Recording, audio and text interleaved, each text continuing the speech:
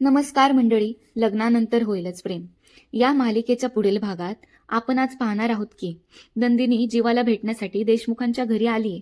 पण आता काव्या नंदिनीला एकट्यात एक प्रश्न विचारतीये की ताई, तू आज घरी आलीये, मला आणि जीवाला एकत्र पाहून तुला 16 डिसेंबर तर आठवत नाहीये ना ग?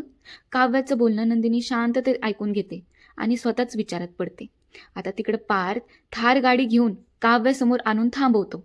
ते पाहून काव्या पार्थला म्हणते, देशमुख, तुम्ही मला एक्झाम हॉलपर्यंत सोडायला यावं, एवढी छोटीशी अपेक्षा होती माझी.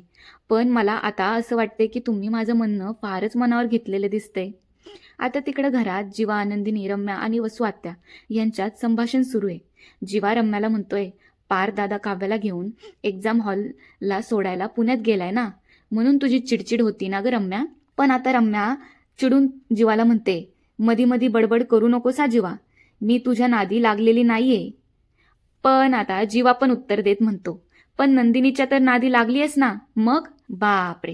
जीवाला कितीही राग आलेला जरी असला तरी त्याचं नंदिनीवरचं प्रेम काय कमी होत नाही. ते पाहून नंदिनीला आता मात्र खूप आनंद होतोय. मग मंडळी, तिकडं काव्या आणि पार्थ परत एकत्र झालेले आहेत. आता फक्त जीवा आणि नंदिनीच एक व्हायचे बाकी आहेत. पण तुमची इच्छा आहे का की त्यांनी एक व्हावं? तर तुम्ही मला कमेंट बॉक्समध्ये कमेंट करून कळवू शकता.